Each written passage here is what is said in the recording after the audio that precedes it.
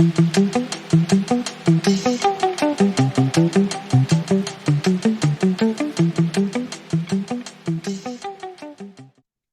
dia, pessoal, tudo bem? Nós estamos aqui de novo em mais uma reunião de discussão sobre artigos, né? Eu, João Martins, e meu colega Luiz Lopes, né? Vamos falar hoje um pouquinho mais sobre um artigo que enfatiza a interconexão entre compaixão e autocompaixão, né? É um artigo que ainda não foi publicado, está em prelo, né? Mas dando continuidade à nossa saga de discutir vários artigos interessantes e recentes da psicologia, das ciências comportamentais contextuais, que envolvam também evolução, que envolvam também outros temas interessantes. A gente está aqui hoje para conversar um pouco mais sobre esse artigo e avaliar um pouquinho, né, quais são os impactos das conclusões que ele traz, como é que isso conversa com outros conhecimentos que a gente já tem. E basicamente é isso. Quer se apresentar, Luiz? É um prazer estar aqui. Meu nome é Luiz Lopes, né, como o João falou, tá? E a gente vai estar conversando, né, sobre esse artigo, né? O tema central desse artigo, né, é sobre compaixão, né? Então, a gente, né, num determinado momento, né, eu estava pensando que talvez seja legal explicar um pouco para as pessoas, né? Talvez algumas pessoas vão estar mais familiarizadas com Uhum, esse conceito, outras não, e das grandes repercussões que tem a compaixão, ou pode ter a compaixão na nossa vida, tanto positivas como negativas, hein? Já dando um suspense. Então, uhum, seria sobre isso que a gente vai estar falando hoje. uhum. Tudo bem, tudo bem. E o que é que você acha de a gente já começar falando sobre isso, né? Definindo um pouquinho o que é compaixão, o que é autocompaixão. Eu acho que realmente essa é uma coisa que é essencial para o entendimento desse artigo, né? Dessa publicação. E, na verdade, assim, eu até começaria, né, comentando que essas duas propostas, tanto de compaixão quanto de autocompaixão, elas estão bem emergentes hoje no campo da psicologia, da psicoterapia, da pesquisa, né? Mas elas têm raízes em outras questões, né? Não necessariamente na ciência, é óbvio que hoje está bem conectada a um estudo científico desses processos, enquanto fenômenos psicológicos, né? Mas tem muitas associações também a tradições orientais, né? Coisas assim, e tudo mais. Quer que você pode comentar um pouquinho, Luiz, sobre a história do estudo de compaixão? Pronto, né? Exatamente, né? Então, em geral, todos nós, né, que falamos português, a gente já deve ter escutado na nossa vida essa palavra compaixão, né? Tipo, tenha compaixão, não é verdade? Legal? E só que essa palavra tem sentidos diferentes quando a gente usa ela, né, na nossa linguagem do dia a dia e da forma como ela é entendida pela psicologia hoje, pela neurociência hoje, tá? Perfeito? Então, em português, eu não sei como é que funciona entre as outras línguas, né, mas pelo menos das línguas latinas, né, compaixão originalmente, né, significaria sofrer junto com, né? Né? Paixão seria sofrimento, né? A gente tem, né, paixão de Cristo, não é verdade? Então, compaixão é quando você sofre junto com uma outra pessoa. Esse seria o radical da palavra. Porém, quando esse termo entra na psicologia, tá? Na psicoterapia, ele sofre uma série de modificações, né? A principal modificação é que a compaixão, como a gente compreende na psicoterapia, não é você sofrer junto com a outra pessoa, né? Mas você ser movido pelo sofrimento da outra pessoa, né? Não necessariamente sofrendo com ela, mas buscando ajudar ela, tá? A, né, se lidar melhor com o sofrimento. Sim, E a autocompaixão, sim, sim. tem uma questão de sensibilidade ao sofrimento e também de intenção e de mobilização de ações para aliviar o sofrimento que é percebido, né? Exato, exatamente, Uhum, né? E autocompaixão seria isso voltado para a gente mesmo. Legal? Então, autocompaixão seria quando você perceber que você está sofrendo, legal? Ser mobilizado por isso, mas não né, para você sofrer pelo fato que você está sofrendo, porque isso não vai te ajudar, sim? Mas você se mobilizar pelo fato de perceber que você está sofrendo, né, e fazer coisas que ajudem você a aliviar esse sofrimento, né, a melhorar a sua relação com ele, caso ele não possa ser aliviado, né? Isso, perfeito, perfeito. E aí também talvez valha a pena comentar sobre alguns autores, né, e perspectivas dentro disso. No estudo da compaixão, tem vários autores, e da autocompaixão também, mas acho que os principais que eles citam, no caso da compaixão, é o Paul Gilbert, né, que é um dos criadores da terapia focada na compaixão, né, que é uma abordagem que se norteia por esse cultivo de compaixão, ao mesmo tempo que tem muitas bases evolucionistas e coisas do tipo. E, do ponto de vista da autocompaixão, a principal referência é a Christine Neff, né, que inclusive tem vários livros traduzidos para o português, e aí tem uma um aprofundamento nessa questão da autocompaixão, né, que a gente também pode imaginá-la dividida em três componentes, né, a autobondade, humanidade compartilhada, mindfulness e coisas assim.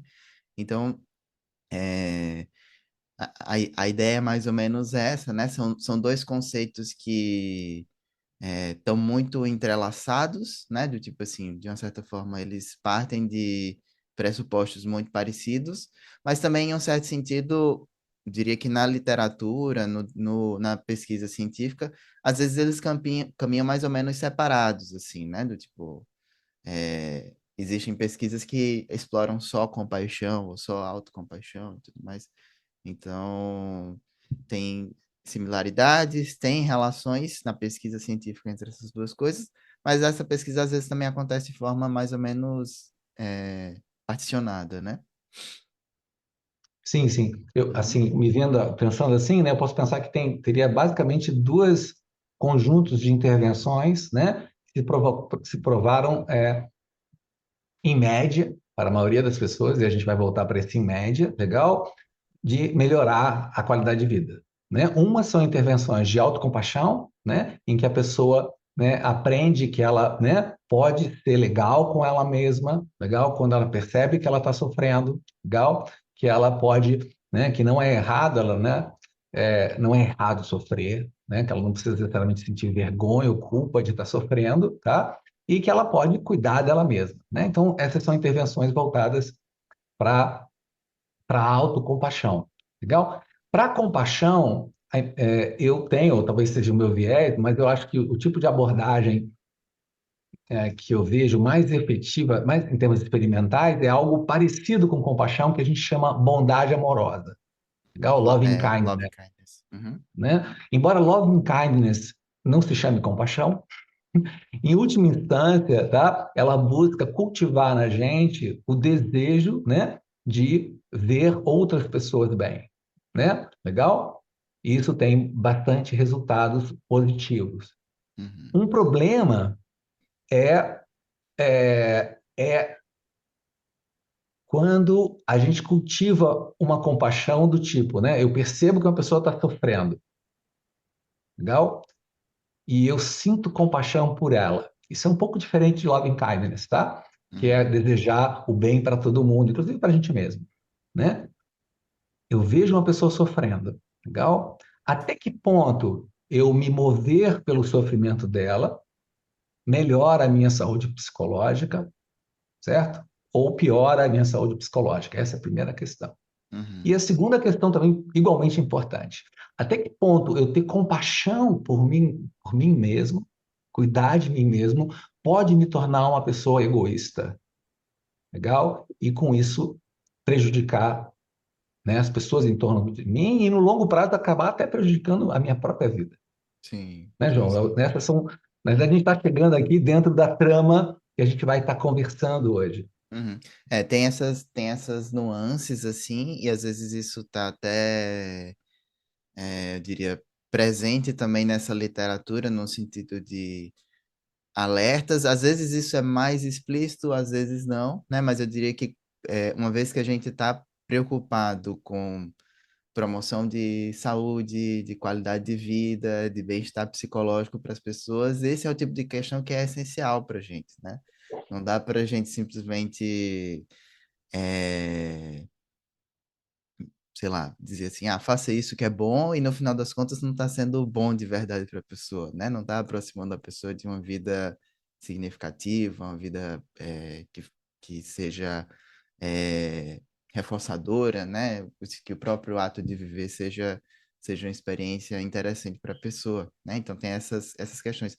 Outra coisa que eu queria pontuar, assim, Luiz, também dessa parte mais introdutória, dando um panorama grande, né, um panorama abrangente do que você falou, é que também existe vamos dizer assim, uma trajetória paralela, né, uma trajetória comum entre as práticas de compaixão, autocompaixão e a própria ideia de mindfulness, né? Então, mindfulness, que é essa capacidade de estar presente de maneira consciente, intencional ao momento presente, sem julgamentos, né?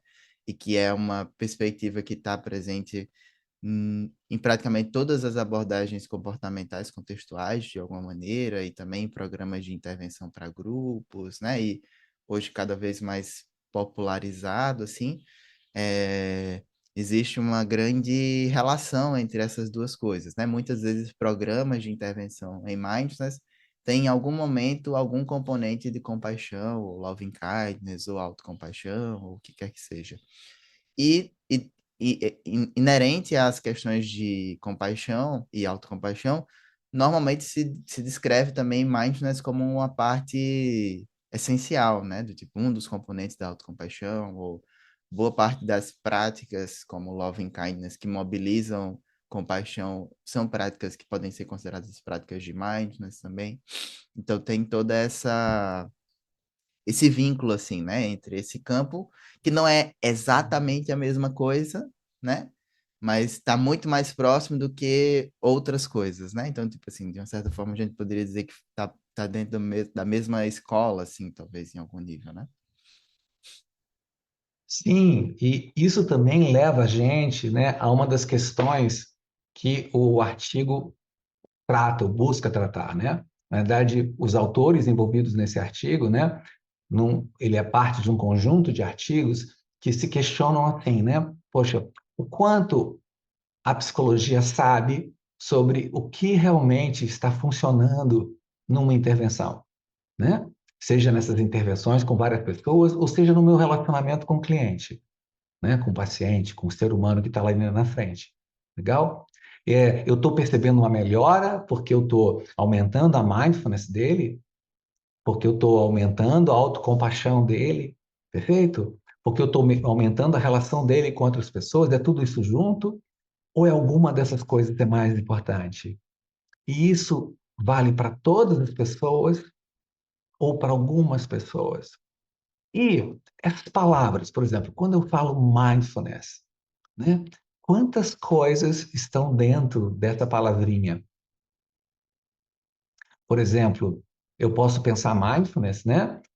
Como basicamente estar consciente, né? O pessoal chama de atenção nua, bar attention. Então, eu estou consciente do momento presente, portanto, eu estou fazendo mindfulness.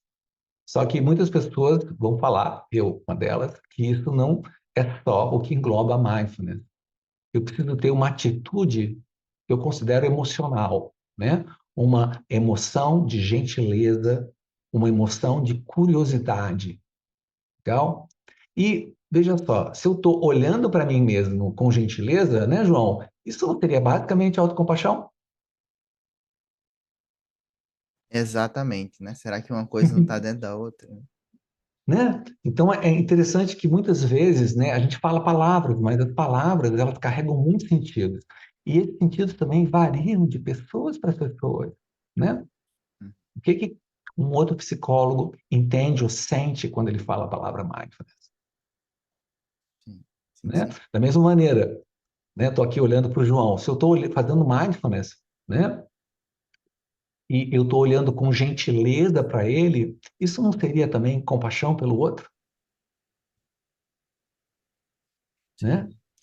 Eu acho que nesse ponto até vale a pena a ideia, né, Luiz, de que Em última instância, me parece que esses nomes todos que a gente pode atribuir, ou até mesmo que a gente pode estudar cientificamente, eles não são inerentes à nossa experiência, né? Do tipo assim, a experiência está rolando e a gente vai tentando entender, dando nome às coisas, e às vezes esses nomes englobam mais coisas ou são mais restritos e coisas assim, mas faz muito sentido pensar nisso, assim, né? De, tipo, as coisas não precisam ser necessariamente uma coisa ou outra, ou cada definição, pelo menos não nesse nível de diálogo que a gente está tendo aqui, né? Talvez se a gente tivesse como intenção ir para uma coisa que fosse bem elementar, bem básica, né? Isso poderia até ser um rigor exigido, né? Mas quando está se falando nesse nível mais intermediário, né? Vamos chamar assim, às vezes as definições podem se confundir ou se sobrepor, ou coisas diferentes podem ser estudadas e no final das contas se descobre que essas duas coisas diferentes têm componentes em comum e são esses componentes que funcionam, né?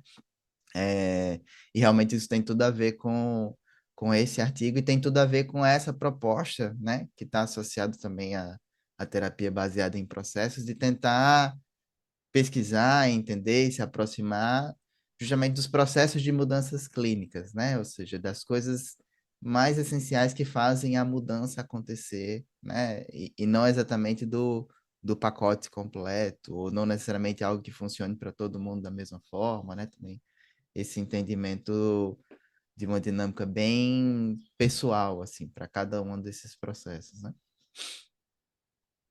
E de dilemas, Uhum, né? A gente pode pensar que, no fundo, né, o ser humano, o que está por trás do sofrimento do ser humano são dilemas, né? E o que está por trás da realização do ser humano é quando a gente consegue encontrar equilíbrios entre essas forças que às vezes são conflitantes. E esse artigo, ele basicamente fala de um dilema, é, que é uma pergunta: é possível, ao mesmo tempo, né, eu promover a minha felicidade, reduzir o meu sofrimento e, ao mesmo tempo, promover a felicidade e reduzir o sofrimento dos outros? Ou, em outras palavras, é possível conciliar a autocompaixão com a compaixão? Legal? E isso é importante até para os nossos pacientes, tá? Existe uma coisa, né, em compaixão, né, na ciência de compaixão, que é o medo da compaixão, o medo da autocompaixão, né? O medo de eu ser legal comigo mesmo, porque pode aparecer e muitas vezes aparece um medo na nossa cabeça: pô, se eu estou sendo legal comigo mesmo, será que eu não vou me tornar uma pessoa egoísta, né? Eu não vou me tornar uma pessoa frouxa, né? Legal? Então, para lidar com esses medos, é muito interessante pesquisas que tentem avaliar: não, isso acontece? E mais, isso acontece com todo mundo, com algumas pessoas? O que que gera esses conflitos? uhum. Né? E aí eu acho que a gente já pode ir na direção do artigo, né, João? Depois a gente volta, né, para brincar um pouquinho mais, brincar Sim, nesse sim, sim, sentido sim, sim. figurado, não é verdade? Dentro desse conflito entre compaixão e autocompaixão, talvez uma coisa só que valha destacar, assim, até que isso já está dentro do artigo, né? Isso já é o Sim. que o artigo coloca dentro das referências dele e dentro dos achados, né? Que os dados sinalizaram, assim, né? É que talvez para um número considerável de pessoas, né? No caso, talvez realmente a maioria das pessoas, é, em tese, compaixão e autocompaixão se retroalimentam, né? Então parece que as duas coisas costumam ter uma correlação positiva entre elas, né? Então, pessoas que apresentam, que relatam, que descrevem uma experiência mais conectada com compaixão, muitas vezes também vai ter uma coisa parecida ou paralela com a autocompaixão. Porém, né? E aí esse é o X da questão, nem todas as pessoas funcionam assim, né? Nem todas as pessoas têm esse padrão, nem todas as pessoas descrevem a própria experiência dessa forma, né? E aí o artigo revisita tanto alguns achados na literatura que indicam isso, como também algumas questões que foram achadas pelos dados coletados nesse estudo também, de que para algumas pessoas, compaixão e autocompaixão, na verdade, funcionam quase como uma dinâmica de competição, né? Como eles chamam, um jogo de soma zero, ou seja, parece que essas duas coisas interagem de tal maneira competitiva para algumas pessoas que uma maior autocompaixão talvez implique uma menor autocompaixão, né? E vice-versa, né? Então, esse é um ponto importante a se atentar. E aí, indo, né, nas especificidades, a gente não vai se deter aqui com metodologias e coisas assim, porque a gente tem compaixão por vocês que vão assistir esse vídeo, legal? Uhum, É só detalhes, né, básicos importantes. Eles basicamente seguiram pessoas ficaram preenchendo diários em aplicativos, legal? Então, todo dia, no final do dia, a pessoa respondia perguntas né, simples.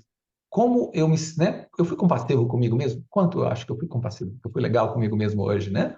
Legal? Sensível ao meu sofrimento de forma a tentar aliviar. E quanto eu fui compassivo com outras pessoas, né? E quão bem eu me senti hoje. Então, repara que a gente tem, né, tem mais coisas, mas basicamente são essas três coisas que estão aqui nessa dinâmica, né? uhum, Quanto eu fui gentil, compassivo, amoroso comigo mesmo, quanto eu fui gentil, compreensivo, né, amoroso com as outras pessoas e quão feliz eu me senti hoje, né? Então eles pegaram isso, 154 pessoas, tá? Respondendo isso todo dia durante vários dias. Imagina a quantidade de dados que eles geraram. E eles sim. fizeram isso porque eles queriam também poder identificar não só a média da população, certo? Mas trajetórias individuais. Certo? É o legal do artigo. E isso é eu não sei, não descreveria necessariamente como uma novidade metodológica, porque eu acho que outros estudos já tiveram dinâmicas parecidas assim, né, Luiz? Eu acho que normalmente quando são coisas experimentais de sujeito único, é comum esse tipo de replicação, né? Esse tipo de ficar coletando a mesma informação durante um período de tempo e ver como é que isso vai variar, dependendo das contingências, dependendo da manipulação ali e tudo mais. Mas isso é algo que hoje está muito associado a essa perspectiva da terapia baseada em processos também, porque o que é mais comum da gente ver em pesquisas que avaliam questões de saúde psicológica, e até mesmo de intervenções, é ou uma avaliação pré e pós, ou uma avaliação pré, pós e é, Follow-up. follow-up, né? Então, e muitas vezes com instrumentos longos, estruturados, que tem várias questões, né? Que também tem todo um rigor estatístico no sentido de ter algum tipo de validade externa, interna, enfim, todas essas coisas aí de psicometria. Só que nesse caso, a avaliação é muito mais específica no sentido de ser replicada, ou seja, cada pessoa, né, eu destaquei essa informação aqui, cada pessoa respondeu esse questionário simples, né, como o Luiz disse, pouquíssimas perguntas, mas cada pessoa respondeu esse questionário 6 vezes por dia, né, durante 7 dias, ou seja, no final das contas, cada pessoa respondeu as mesmas perguntas 42 vezes no período de uma semana, né? Então é meio que, como é que você está agora? Daqui a pouco, como é que você está agora? Como é que você está agora? A nível de compaixão, autocompaixão e bem-estar, né?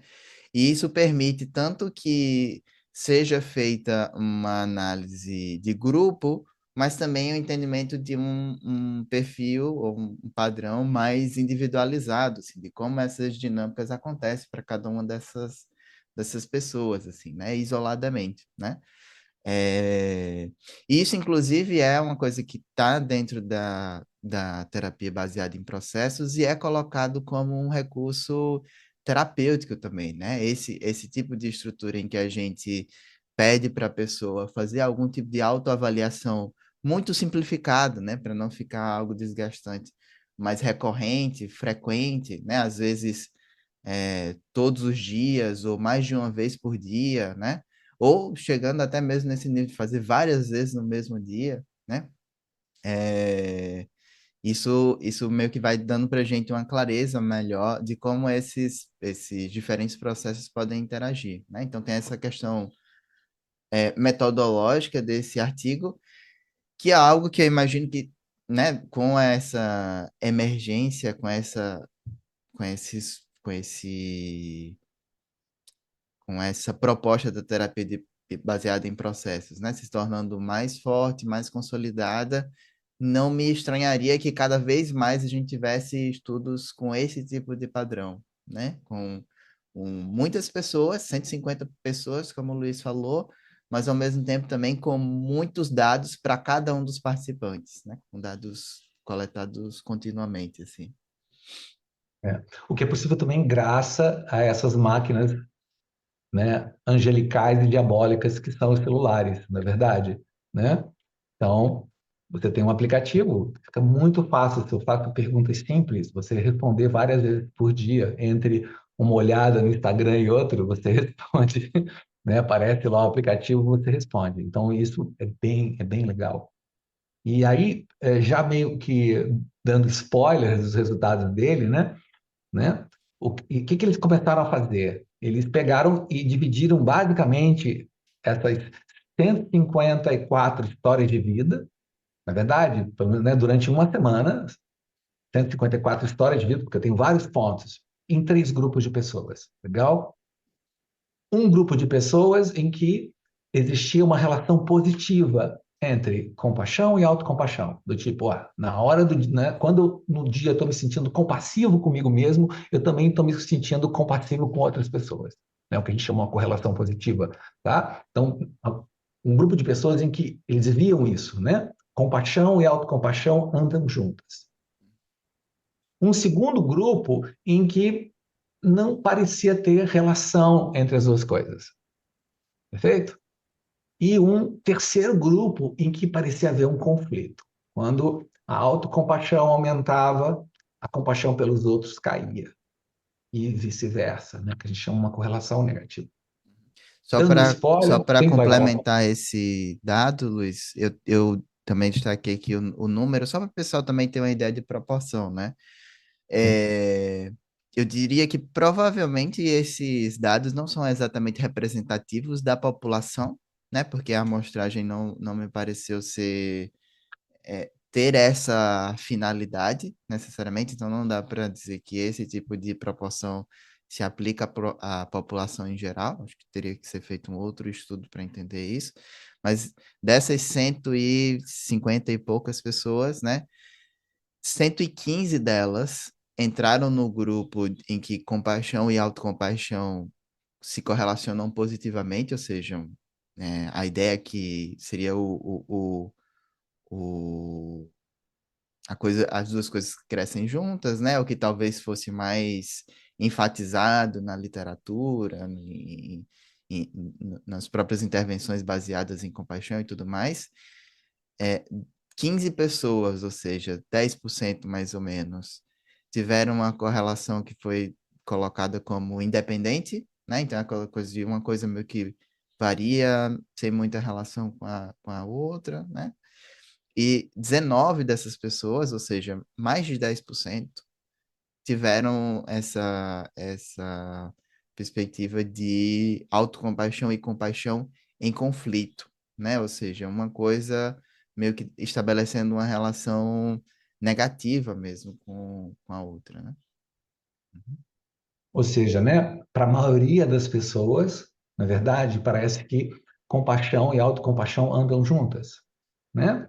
O que é interessante porque, né, é um dado legal para a gente guardar, né? Porque, né, se um paciente nosso ou até uma pessoa numa entrevista que você estiver dando, né, perguntar, mas poxa, será que, né, eu sendo autocompassivo, né, eu me torno menos sensível aos outros, me torno mais egoísta? Você pode falar, olha, estudos mostram que para a maioria das pessoas é o contrário. Legal? Perfeito? Isso é uma forma até legal das pessoas lidarem com o medo da compaixão delas, né? Então, para a maioria das pessoas a coisa funciona ao contrário, mas para a maioria, né? Não para todas. Você, sim, não para todos.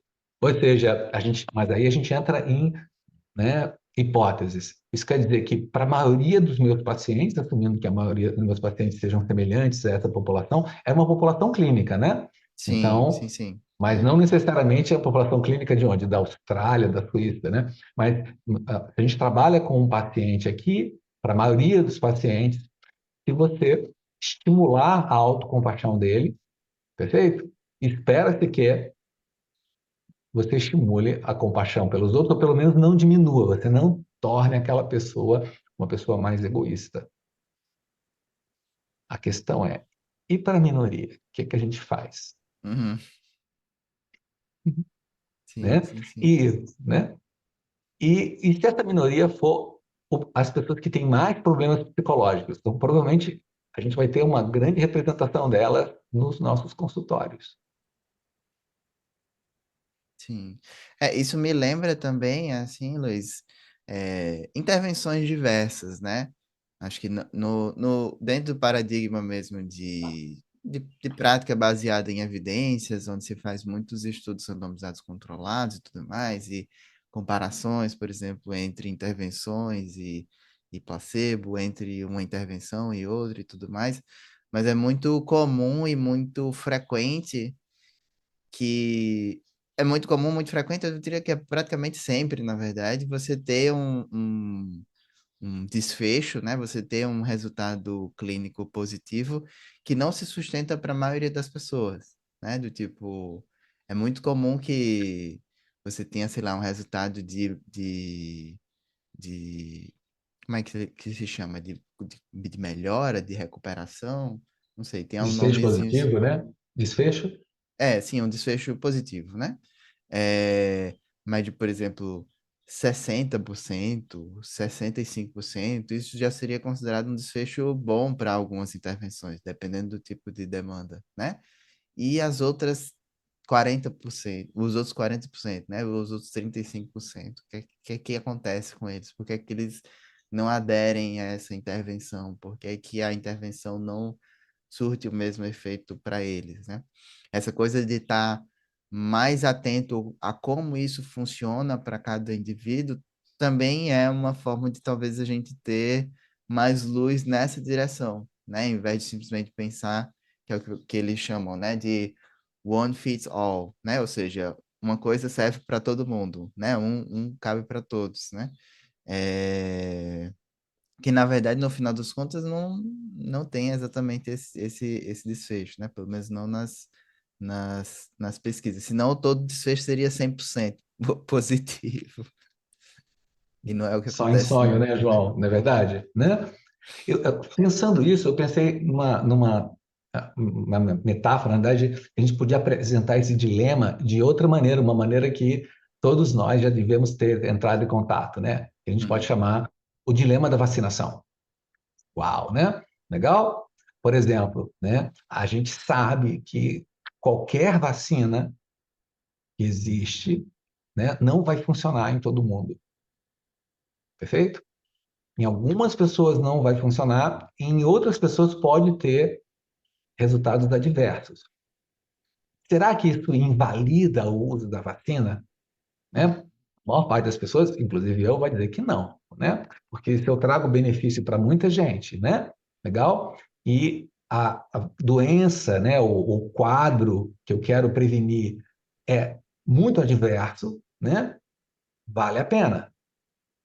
Porém, também é importante, né? Eticamente importante, eu conseguir tentar identificar em que pessoas isso não vai funcionar bem, que condições podem aparecer, né? Para eu poder cuidar dessas pessoas, né? Porque senão a gente cai na ditadura da maioria, não é verdade? Ah, funciona para a maior parte das pessoas, tá bom. acabou, coitados que não funcionam. Repara que, na verdade, a gente está trazendo isso para a psicologia. Legal? Quando a gente começou a fazer intervenções com muitas pessoas, intervenções de mindfulness, compaixão, psicologia positiva, ACT, legal? Inicialmente, né, era um campo novo. A gente queria ver, não, isso consegue melhorar a maior parte das pessoas? E é válido. É uma pergunta válida, porque eu estou diminuindo o sofrimento de muita gente. Sim. Só que os autores, né, colocam, e eu concordo com isso, que agora a gente poderia tentar dar um passo mais à frente, que é, ok, e para as pessoas que não funciona? Por que que não funciona? E para pessoas que talvez funcionem ao contrário do que a gente quer. Como identificar essas pessoas? Como cuidar delas? No certo sentido, né? Isso é uma proposta bastante compassiva com os outros, não é verdade? Né? E, e eu acho que a maior parte das pessoas concorda com isso. E eles verificaram exatamente isso. Para algumas pessoas, uma minoria, legal, parece que não funciona, funciona ao contrário. Legal? Existe um conflito entre autocompaixão e compaixão com os outros, né? E eu acho que a principal mensagem desse artigo é exatamente essa, né? Você prestar atenção nessas pessoas, né? Porque isso é uma intervenção de grupo, mas num consultório, você não trabalha com grupos, você trabalha com indivíduos. Essa Uhum. pessoa que está na sua frente, naquele dia do consultório, e se ela for uma dessas pessoas que é a minoria, mas que é ela que você está tratando, como identificar isso? Sim, sim, sim, sim, total, total. Eu acho que, eu acho, assim, né, a forma como eu percebo isso é também como um processo evolutivo bem darwiniano, assim, né, Luiz? A gente vai tentando novas metodologias e vai tendo novos resultados e algumas coisas vão sendo assimiladas, outras coisas não vão sendo assimiladas, mas a ideia é que a gente possa estar progressivamente conseguindo ajudar o maior número de pessoas, fornecer o melhor tipo de acompanhamento possível para a maior parte das pessoas. Então, é bem nesse caminhar, né? De tipo, eu acho que o que não dá é realmente se engessar, né? Eu acho que esse tipo de proposta nova de terapia baseada em processos, ou, enfim, de coisas transdiagnósticas ou de estudos de componentes, assim, é muito importante no sentido de que, tá, a gente já está aqui mais ou menos há algumas décadas de pesquisas sendo feitas mais ou menos nessa estrutura. O que é que a gente pode adicionar mais aqui, né? Ah, será que agora com a tecnologia a gente pode ter um acesso mais contínuo à experiência subjetiva das pessoas? Ah, será que agora com essa tecnologia a gente consegue ter um acesso mais facilitado a padrões fisiológicos, neurofisiológicos também, que possam ajudar de alguma forma na intervenção? Então, a ideia é sempre ir agregando coisas, né? Tipo, a ciência daqui a 10 anos com certeza será muito melhor do que a ciência de hoje, se a gente não passar por um colapso global e entrar num The Last of E cair na Us. distopia. Então, Sim, sim, sim. é isso, né? Eu acho que isso é e até mesmo esse nível, vamos dizer assim, que às vezes é crítico sobre o status quo, também é importante no sentido de que a partir disso as coisas também mudam e muitas vezes mudam para melhor, assim, né? É, Exato, né? uhum, sim, Uma sim. coisa que vem na minha cabeça, né? E ok, essas pessoas, né? Na verdade, os grupos, né? Vamos pegar esses dois grupos extremos. O grupo em que, quando aumenta a autocompaixão, aumenta a compaixão. E o grupo oposto. O que está acontecendo, né? Dentro delas, dentro da cabeça delas?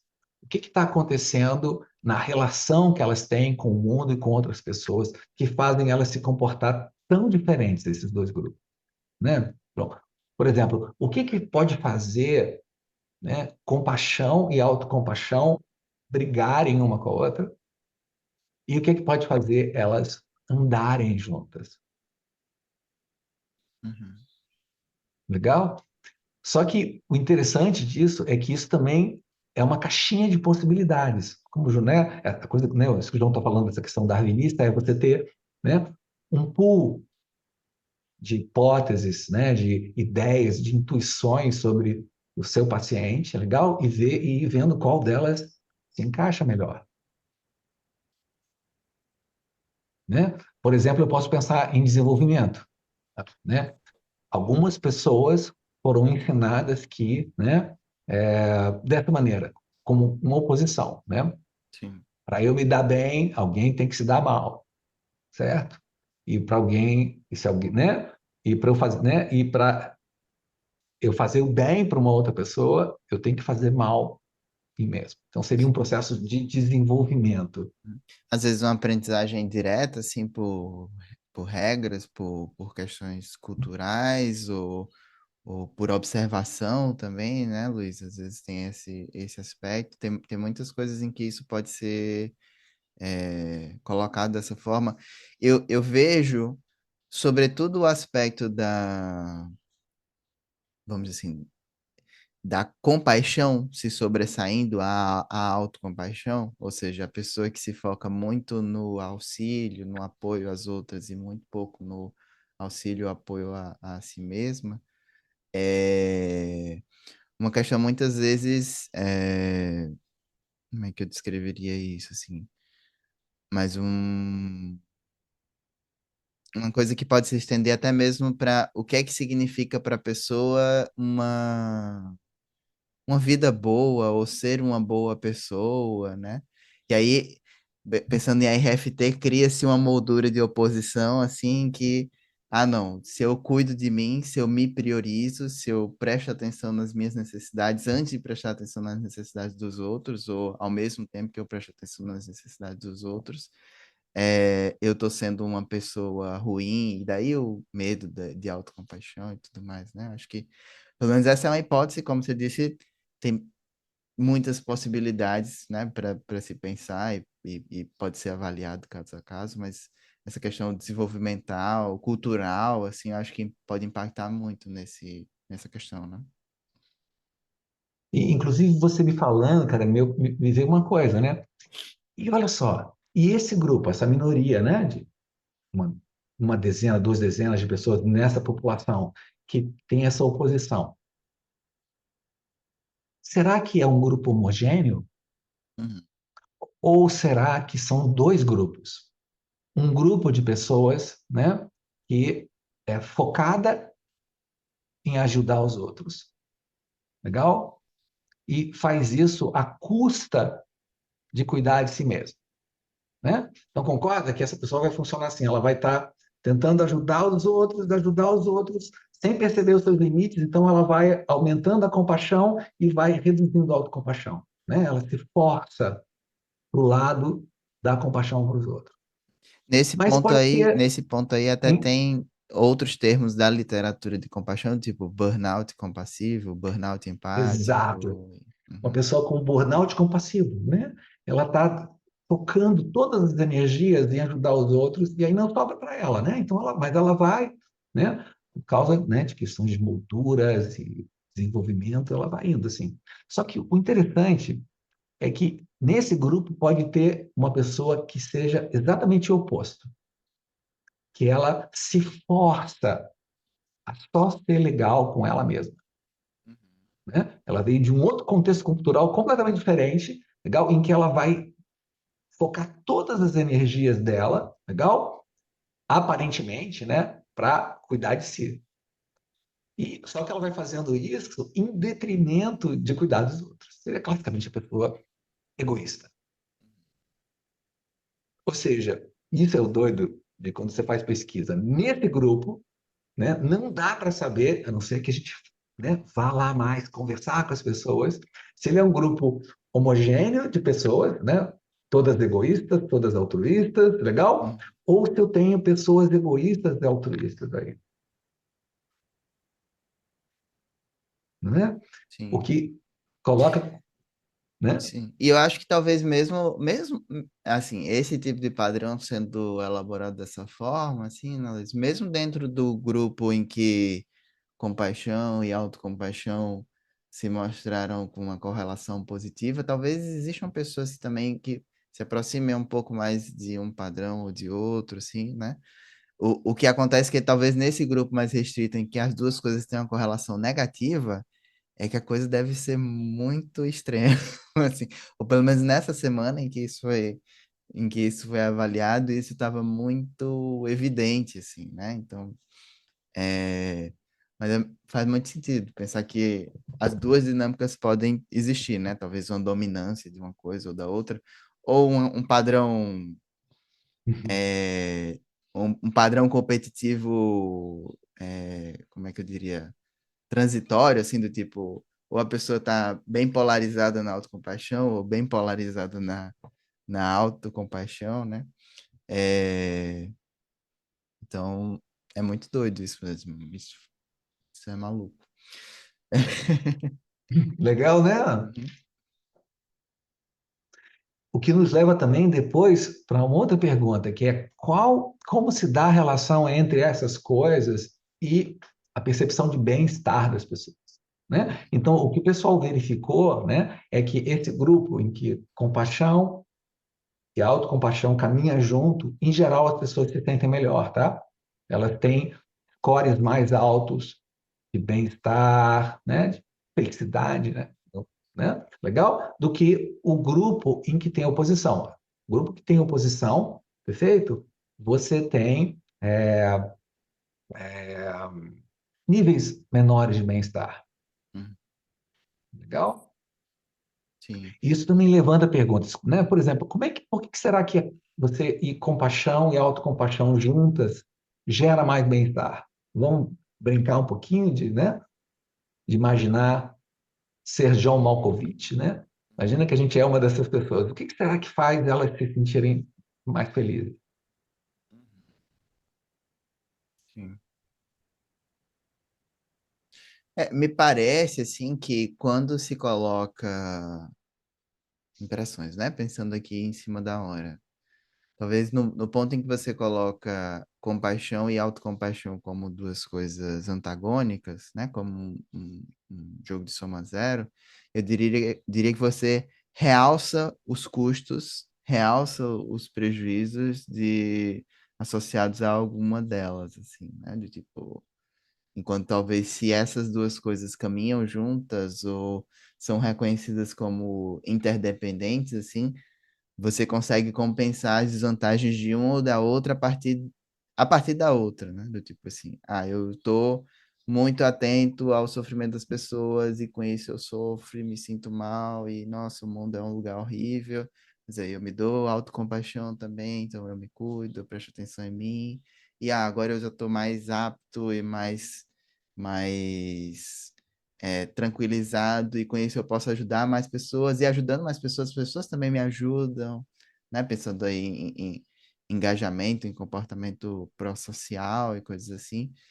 É, me vem que isso poderia ser um caminho, assim, né? Do tipo, as duas coisas caminhando juntas, elas, uma cuida da outra, assim, né? Enquanto se você tiver uma coisa muito competitiva ou polarizada, as desvantagens que podem existir de ser uma pessoa extremamente compassiva ou extremamente autocompassiva somente, ou egoísta, como a gente está pensando assim, nesse extremo, é, disso poder se virar contra a pessoa, né?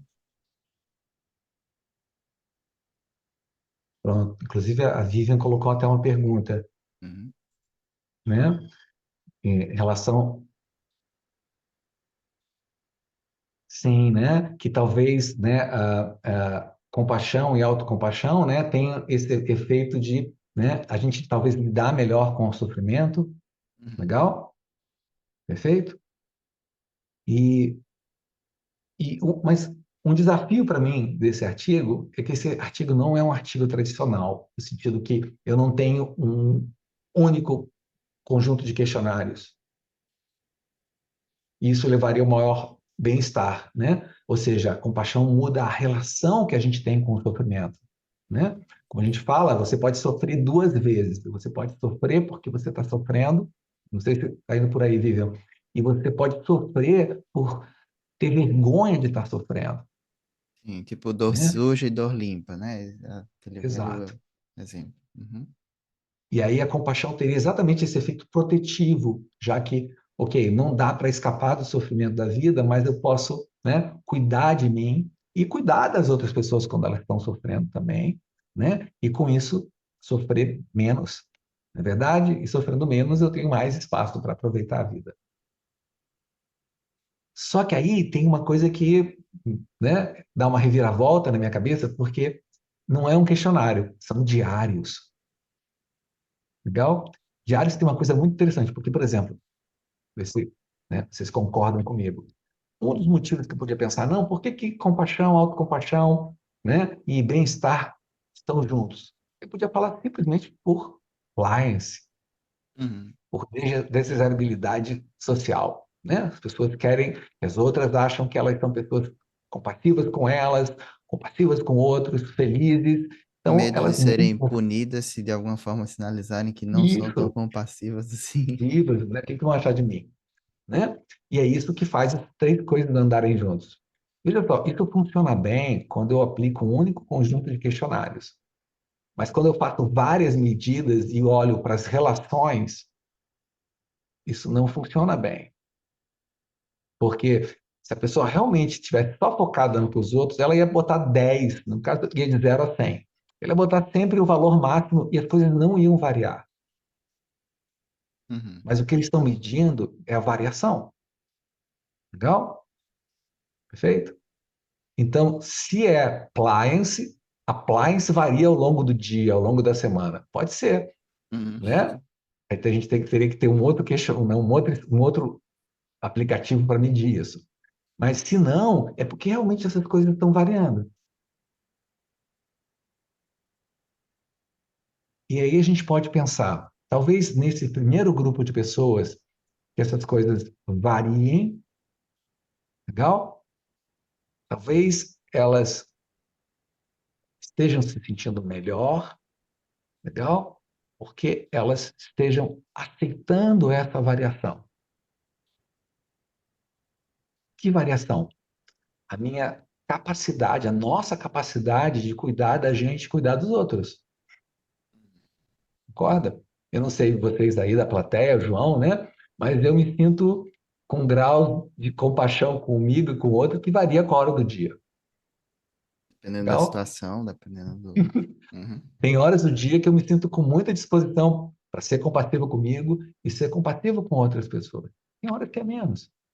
E isso é normal. Agora, imagina uma pessoa, né, que está tentando se forçar a ser compassiva e autocompassiva. Legal? Né? Em detrimento de uma ou de outra coisa. Essa pessoa que vive em conflito. Interessante aí, talvez a palavra-chave seja o conflito. Uhum. E tem essa questão também que a Vivian colocou. O que que é causa e efeito? Né? A autocompaixão e a compaixão levam ao bem-estar? Ou é nas horas do dia que eu estou me sentindo melhor, portanto, que eu estou me sentindo com mais recursos, eu tenho capacidade tanto de dar mais atenção para as pessoas, como para mim mesmo? Sim. Eu não sei Essa é a se, pergunta eu não sei se fundamental, pelo Vivian. tipo de. Sim, sim, com certeza. Na verdade, eu tava pensando isso assim que a Vivian escreveu. Mas o que eu tava Ó, estamos conectados. O que eu tava pensando aqui é se isso eu realmente não me atentei tanto, né? Porque se a gente fala em correlação, realmente não dá para definir causa e efeito, mas talvez dependendo do tipo de estatística que se faça, não que dê para afirmar isso, mas pelo menos uma direcionalidade de influência possa ficar um pouco mais claro, né? É, nessa coisa deles criarem esses modelos, né, que é o que eles fazem no artigo, eu não sei se isso seria suficiente para indicar essa direcionalidade de influência, assim, mas isso aí realmente eu não sei, Luiz. Tem alguns modelos mais sofisticados de estatística que, né, que se propõem a fazer isso, né? Uhum. Eu também trabalho, o João já trabalhou com eles, né? Eu até digo que as pessoas acham isso, eu gostaria que seja assim, espero que seja assim, mas, mas sempre fica essa dúvida, na verdade. Sim. Legal? Né? Principalmente com Você, processos muito dinâmicos como esses, né? E do tipo, será que autocompaixão, compaixão e bem-estar não estão sendo mediados por outra coisa, né? Por gente, outras variáveis? Isso aí sempre fica em dúvida E mesmo. aí você entra em experimentos de laboratório, né? Uhum. Que seria o ideal para isso, por exemplo. Será que se no laboratório, né, eu faço um tipo de montagem que, sem a pessoa perceber, ela se sinta melhor, Legal? Eu não faço uma intervenção de compaixão nem autocompaixão, simplesmente faço ela se sentir melhor. Será que isso muda? Legal? Eu já vi, né, já fui revisor de artigos que as pessoas pareciam encontrar isso, tá? Elas fazem uma intervenção que aparentemente não tem nada diretamente a ver com mindfulness e compaixão, legal? E as pessoas aumentam isso, né? Também tem essa questão das caixinhas, né? A gente tenta separar esses construtos, mas o quanto a experiência humana, né, é separada nessas coisas.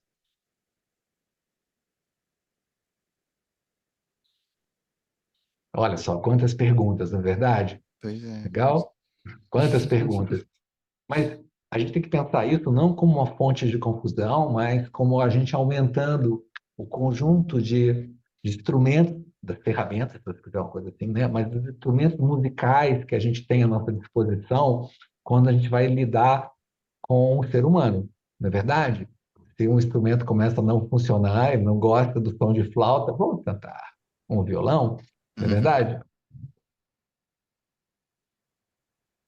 Sim, no aplicativo você pode fazer isso, legal. Você pode tentar medir coisas que a pessoa não tem consciência diretamente que estão sendo medidas. A gente está fazendo umas tentativas disso no laboratório, legal? Certo? Você pode botar junto com o aplicativo, né, uma cinta para medir a variabilidade da frequência cardíaca dela, legal, durante essa semana, só que ele vai ficando caro, né? Imagina 154 cintas de variabilidade cardíaca. Mas daqui a pouco, os nossos celulares vão ter sensores cada Sim. vez mais legais.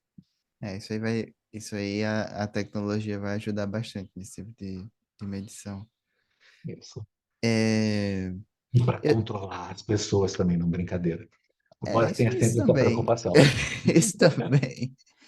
Mas uma coisa que eu queria, não sei se caberia aqui, Luiz, mas se a gente fosse expandir um pouquinho mais, né? Porque eu acho que nesse ponto a gente tá bem compatível assim com as discussões do artigo, né?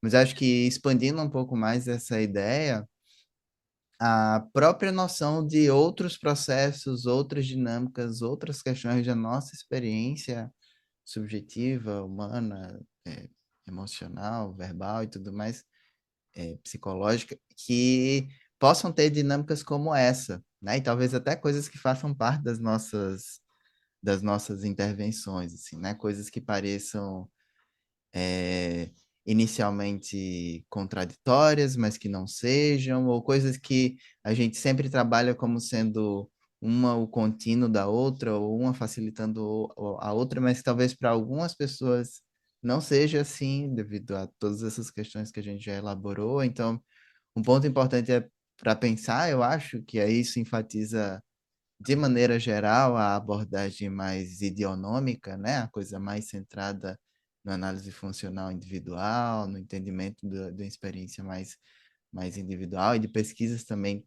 voltadas para isso, é que autocompaixão e compaixão são só dois exemplos, né? Muito provavelmente isso acontece com um bando de outras coisas, assim, uma série de outros processos, assim, que a gente poderia escrever que talvez possam ter é, dinâmicas assim muito particulares para cada pessoa, né? Do tipo, o quanto que uma intervenção, como por exemplo, clarificação de valores ou desfusão cognitiva, ou mesmo de contato com o momento presente, né? Falando aqui de alguns processos da arte, o quanto que eles funcionam exatamente da mesma maneira para todas as pessoas, né? E o quanto que isso talvez, em alguns casos, para algumas pessoas não possa ter algum elemento até competitiva entre esses diferentes elementos que muitas vezes são colocados todos como fazendo parte do mesmo um mesmo grande construto de flexibilidade psicológica, mais uma vez pensando só na, na arte, né? Eu acho que o tipo de reflexão que esse artigo traz dá para a gente expandir para pensar muitas coisas, né? E puxando, o quanto nós, clínicos ou pesquisadores na área clínica, que é o meu caso, estamos conscientes das coisas, né, que a gente está passando, seja para os nossos pacientes, seja para os nossos sujeitos experimentais. Legal? E aí eu vou puxar uma brasa para o centro da fogueira, não vou dizer para minha sardinha, porque isso seria egoísmo, na verdade, né? Puxar a brasa para o centro da fogueira e dividir algumas sardinhas com todo mundo. Ou é, torta de nozes, com o que você gostar mais. É, qual seria o papel dos processos afetivos por trás de todas essas coisas que a gente está trabalhando? A gente viu isso, por exemplo, para mindfulness. Legal? A ideia de que, embora mindfulness, né, um aspecto focal da mindfulness é eu estar consciente do momento presente. A emoção com a qual eu fico consciente do momento presente pode fazer muita diferença, né? Imagina que eu estou aqui falando para vocês, olha, por exemplo, primeiro com um tom de voz neutra, preste atenção no momento presente. Não me Legal? pareceu muito neutro, não. Então é tudo bem. Pareceu, né, não, pois é, mas com uma voz de computador, é difícil fazer, né? Uma voz simplesmente de Uma voz computador, totalmente robótica. neutra. É Uhum. uma voz robótica, dando essas instruções. Ou, dessa voz, então, que eu falei, né? Preste atenção no momento presente, né? Cada momento passando. Legal? Ou com uma voz gentil, preste atenção, né? Simplesmente prestar atenção no momento presente, nas sensações que estão indo e vindo. Legal? E o mais curioso é que talvez para algumas pessoas essa voz mais compassiva, mais amigável, possa ser aversiva também, né? Exato. E aí também a gente volta, mas é aversiva por quê? Uhum. Porque, por exemplo, na cabeça dessa pessoa aparece uma vozinha, né, falando assim, né, compaixão é errado. Ou porque aparece uma voz na cabeça dela, compaixão é errado, é coisa de fracos. Legal? Então, é interessante pensar que as psicologias que trabalham com comportamentos internos, né, que têm, vamos dizer assim, né, uma ênfase para o que está acontecendo aqui, elas muitas vezes focam somente para as palavras que passam aqui dentro, né? Ou que as palavras que a gente produz, e não tanto para a emoção dessas palavras. Você pode falar a mesma frase de uma forma compassiva e não compassiva. Você pode pensar a mesma frase.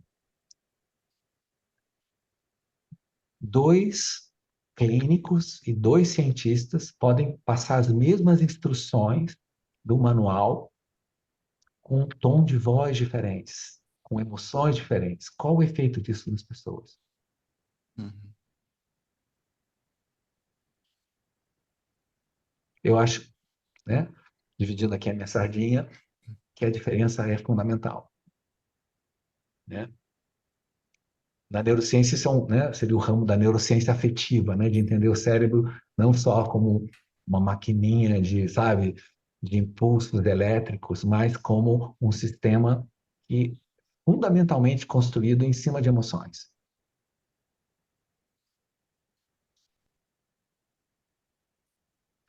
Sim, sim, sim, sim. É, e pensando assim, né, Luiz, o quanto que talvez esse tipo de perspectiva pode ser útil na resolução desse tipo de conflito, né? Do tipo assim, o quanto observar um pouco mais esses aspectos afetivos por trás de como as pessoas encaram esses processos na vida delas pode ser importante, tipo, né? O que é que leva compaixão se tornar algo aversivo para alguém, né? Como você falou.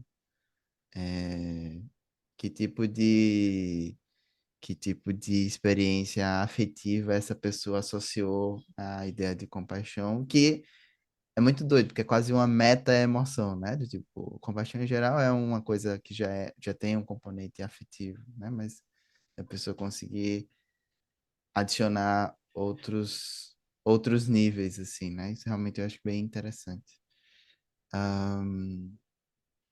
E você falando, me ocorreu que talvez, né, a gente podia dizer que teriam então dois tipos de compaixão, Uhum. né? A compaixão limpa, né?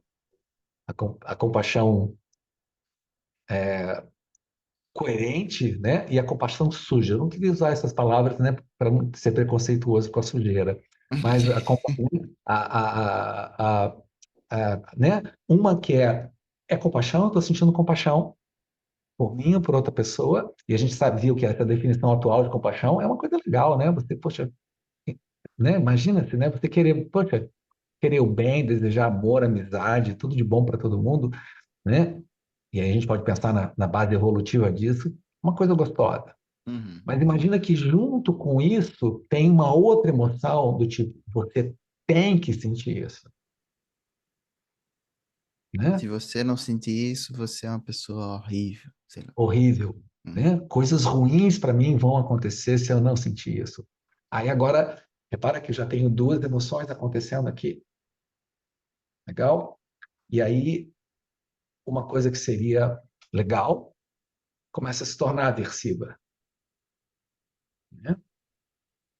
E aí eu não fica muito difícil sentir essas coisas juntas, como quando, né? Uma delas é mais, talvez esse grupo de pessoas, uma dessas coisas seja aversiva, seja, né? Vou usar a palavra bem, né? Amar os outros é aversivo, ser legal, né? Desejar o bem dos outros é aversivo. Então, ou o contrário, Uhum. ou ambos são aversivos, na verdade, isso seria o mais interessante. Ambos são aversivos, de tal maneira que eu gasto muita energia emocional quando eu sou legal comigo mesmo e eu tenho que tirar isso do outro para dar para mim, ou Tem um vice-versa. custo de resposta alto, assim, né? Se fazer. É, Uhum. Sim, sim. É, pois é, várias hipóteses, né? É legal que a gente pega esses artigos e, na verdade, sai com mais dúvidas do que. É sempre isso, né? sim. Sim, sim. Ou a gente aumenta a É, nossa sim. flexibilidade também, não é verdade? Legal? Porque a gente faz tudo isso, né? Mas na hora, quando você está no set terapêutico ou no laboratório, tem um aspecto fundamental do ser humano, que é esse aspecto do contato com o momento presente, a sua intuição musical, né? Você sente assim, olha, eu estou achando que é por aí, né? E aí você intuitivamente escolhe um instrumento e vai. Além também, como também a nossa flexibilidade, também intuitivamente, ó, isso aí não tá, cara, não tá funcionando, eu tô perdendo o vínculo, né? Legal? Ou no laboratório, cara, se eu seguir por aí, né? E aí você troca o instrumento. Hum, Mas se a gente não tem instrumento para trocar, aí você vai até o fim do seu vínculo, até não dá mais. até não dá mais. Beleza, beleza. Eu acho que talvez a gente possa abrir para perguntas agora. O que é que você acha, Luiz? Pessoal, vocês têm alguma Sim, pergunta? Vivian, Elzeário estão aqui com a gente, assistindo ao vivo. Perguntas, comentários. É, outra coisa que eu fiquei pensando aqui, mas isso depois até a gente explora melhor num outro contexto, porque aí já vai para uma outra piração, né, Luiz? Mas é aquela coisa dos problemas do tipo E e do tipo O, né?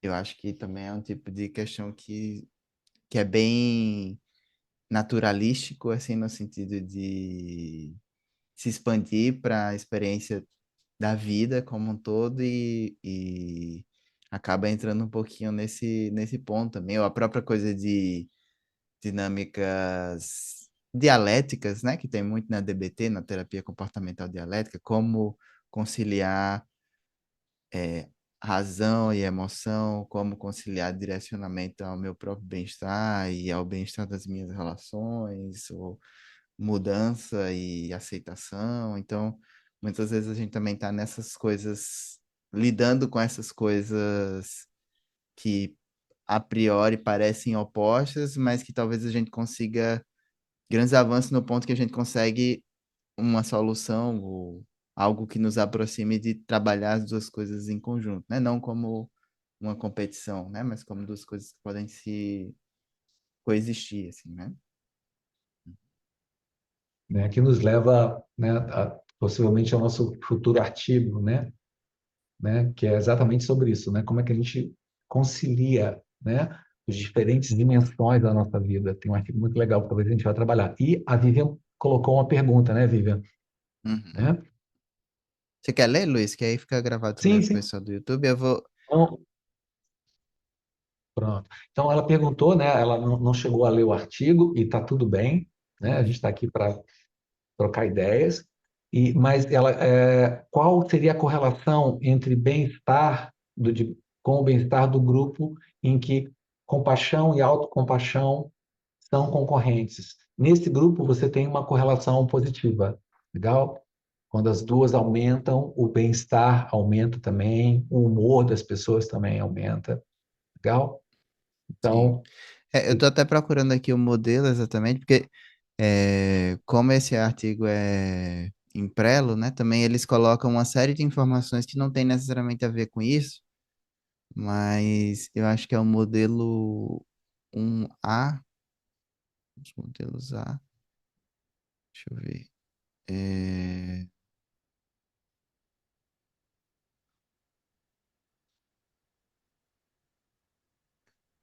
ahn, eu não estou achando agora exatamente a tabela, né? Porque ele tem uma tabela, que é a tabela 1, que mostra correlação entre tudo, entre todas as variáveis, mas isso a nível geral, né? Todas as pessoas. E depois ele faz esses modelos diferentes, seccionando, né? Do tipo, as pessoas que estavam na categoria de correlação e de correlação, né? De compaixão e autocompaixão, com correlação positiva. O segundo grupo, aquela coisa que uma coisa não influencia na outra, que é mais ou menos 11 pessoas, se eu não me engano. E aí depois o terceiro grupo, e aí mostra como é que fica isso para cada um deles. Mas eu não estou achando aqui exatamente. Mas basicamente é isso que o Luiz falou mesmo, né? Para o grupo de pessoas em que a autocompaixão e a compaixão têm uma dinâmica competitiva, né? Tem uma correlação negativa. A ideia é que quanto mais díspare essa dinâmica, quanto mais acentuada a correlação negativa, maior o efeito no bem-estar negativo também, né? Basicamente essa é a noção. É, Vivian levantou a mão, quer falar, Vivian? Se quiser ligar o microfone e falar, fica à vontade também. e depois tem a pergunta do Eusário também. Pode falar, Uhum, Vivian. Não, o que eu fiquei pensando foi mesmo que deve ter uma questão aí, assim, se o meu bem-estar não está dos melhores, é mais difícil eu ser compassiva ou autocompassiva, né? Assim, e aí, então, é, um atrapalha o outro, né? A compaixão e a autocompaixão concorrendo entre si, talvez, aí, né, estou hipotetizando, por conta de um bem-estar mais rebaixado, alguma coisa assim. sim. Eu queria era ver isso, assim, será que essas pessoas que dizem que não, que, né, que tem essa correlação negativa entre compaixão e autocompaixão, tão legais? Elas estão bem? Uhum, uhum. Parece que não, né? Não, Então, não, isso leva a gente a pensar algumas coisas sim. sobre a relação Sim. entre. Eu imagino que talvez até como esse artigo ainda não foi publicado, na publicação final é possível que isso fique mais enfatizado, né? Talvez até com um gráfico mais, com uma dinâmica um pouco mais fácil de entender, assim, né? Porque aqui tem muita tabela e muita informação que não quer dizer muita coisa para a gente, né? Mas acho que provavelmente, uma vez que seja publicado, eles enfatizam exatamente o que for mais importante, e aí essa questão fica mais destacada, assim. Mas acho super, super, super faz sentido, assim, pensar na relação oposta também, né? Como vocês conversaram. Faz todo sentido. Obrigado, Vivian. E Obrigado, Vivian. o Elzeário comentou também, é, não consegui ouvir tudo, mas fiquei pensando se esses estudos nos direcionam a perceber a habilidade de demonstração afetiva deve ser treinada e incentivada. Isso pode provocar melhorias na qualidade de vida, não só do sujeito, mas também dos familiares. Sim, eu acho que corrobora isso, assim, mas principalmente corrobora a ideia de que isso precisa ser um processo sensível à história de vida, à dinâmica particular de cada pessoa, né? Do tipo, para além de simplesmente treinar habilidades, treinar habilidade compassiva, treinar habilidade autocompassiva, treinar habilidade de comunicação, mas entender como é que em que base isso está estruturado para essa pessoa, né? Em que nível essa dinâmica acontece mais individualmente, né? A ideia de que se a gente aplicar simplesmente um programa de autocompaixão para várias pessoas, ele vai funcionar talvez para uma grande maioria, né? As pessoas que indicaram ali uma correlação positiva entre as duas coisas, mas talvez para essa parcela não vai ter esse resultado. Talvez possa, inclusive, implicar em algumas coisas prejudiciais para a vida dela, né? Então, Isso, ou a é gente isso. perdeu o vínculo, ela não aderiu né, ao programa porque ela vê aquilo conflitivo. Uhum. Essa pergunta do Eusébio também me trouxe, e a da Vivian, uma coisa também bem interessante, do tipo, exatamente, cara, mas espera aí, né? Se a nossa autocompaixão e compaixão dos outros depende basicamente do nosso bem-estar, né? Então não faz sentido a gente treinar, não é verdade? Porque o que está por trás disso é a nossa disposição, nosso bem-estar, nossa ativação. E isso me lembrou, tem uma série de artigos com mindfulness, que as pessoas foram testar isso e apareceram uns resultados bem interessantes. Eles verificaram o seguinte, que eles também foram acompanhando, né, o, es- a- o, es- o estado de mindfulness das pessoas ao longo da semana, ao Uhum. longo do dia, e quando é que elas faziam práticas de mindfulness.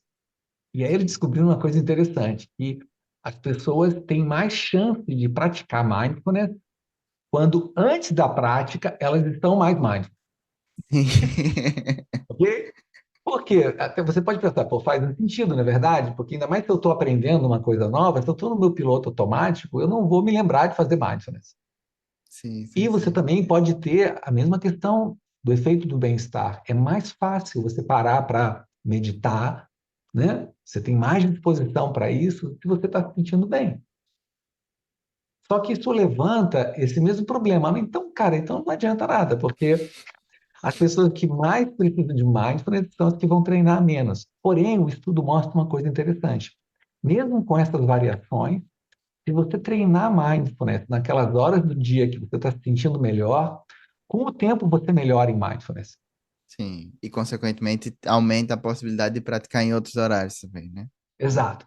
Então, se você persiste na prática, ela vai tendo um efeito retroalimentador. A mesma Me coisa. parece até um processo de modelagem, assim, né? E ir fazendo pelo que talvez seja mais fácil, gradualmente expandindo isso, generalizando isso para outros momentos. Faz sentido. É. E isso eu acho que traz também uma questão interessante para a gente refletir sobre, né, a diferença entre você se convidar a fazer algo e se forçar a fazer algo. Legal? Então imagina assim que eu me convido, Luiz, olha, né, vai ser legal para você praticar compaixão, perfeito? Se eu me convido, eu tenho uma sensibilidade ao contexto, ok, mas que horas do dia eu vou praticar? Legal? Ah, agora eu sinto que eu posso, então eu vou praticar. Ou forçar. Não, eu vou praticar, vou me tornar o super compassivo. E às vezes isso vai gerando aversividade. Sim, sim, sim. Não, é muito claro como, às vezes, até em contextos sociais competitivos, coisas muito, vamos dizer assim, coisas muito positivas, coisas muito do bem, podem se tornar um inferno, assim, né? Se você tem, ah, não, eu sou o melhor meditador daqui, eu sou mais compassivo que você, e aí, enfim, vira aquela bagunça.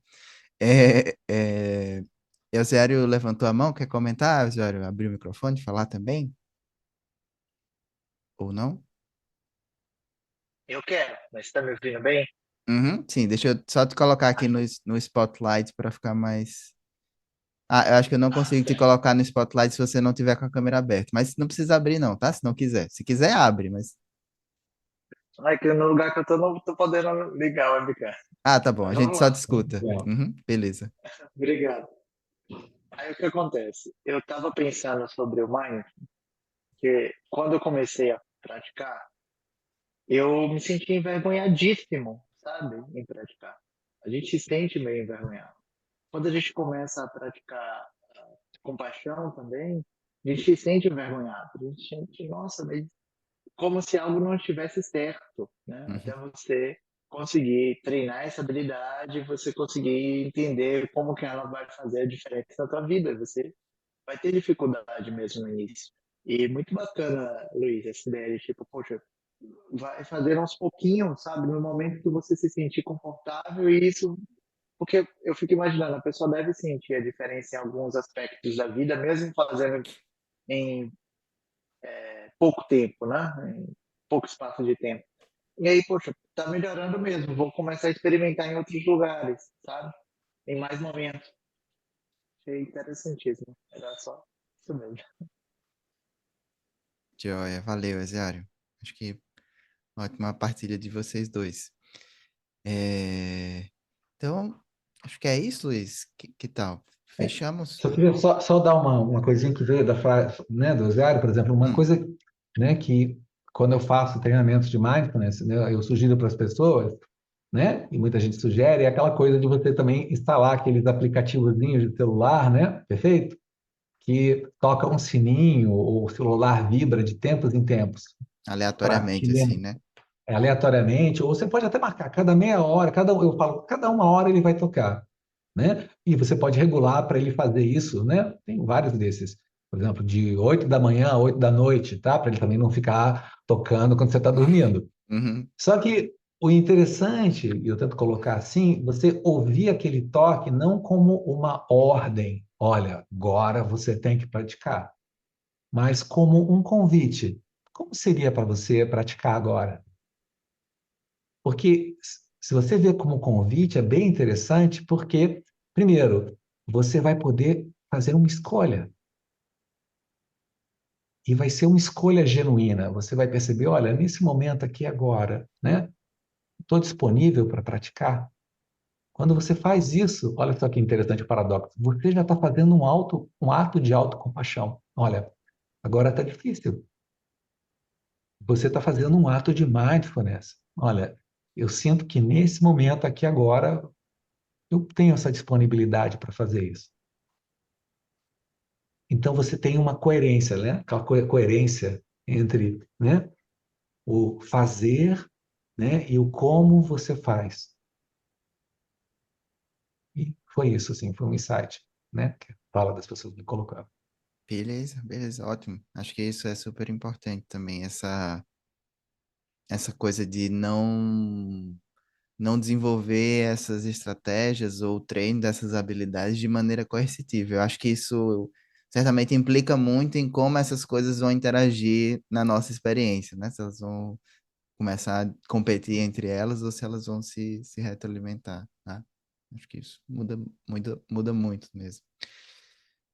Mas tudo bem, agora eu vou só fechar aqui, né? Então, obrigado ao pessoal que esteve aqui ao vivo, né, acompanhando nossa conversa, né? E obrigado também ao pessoal que vai assistir isso depois no YouTube gravado, né? Se por acaso surgirem dúvidas, nos enviem, falem com a gente, ou aqui mesmo nos comentários do YouTube, né?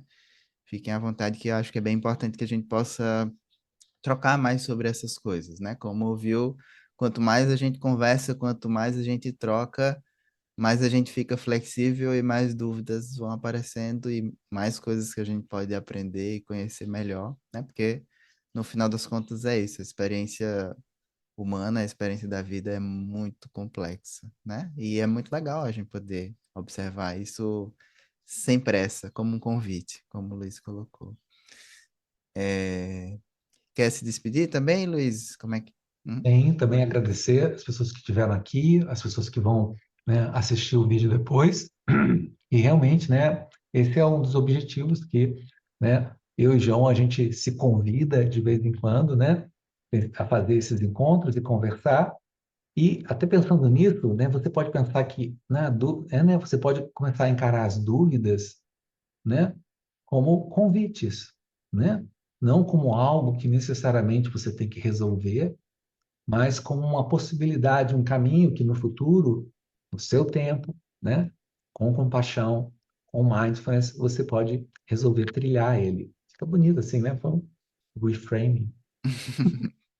Beleza, então é isso. Vou parar a gravação agora.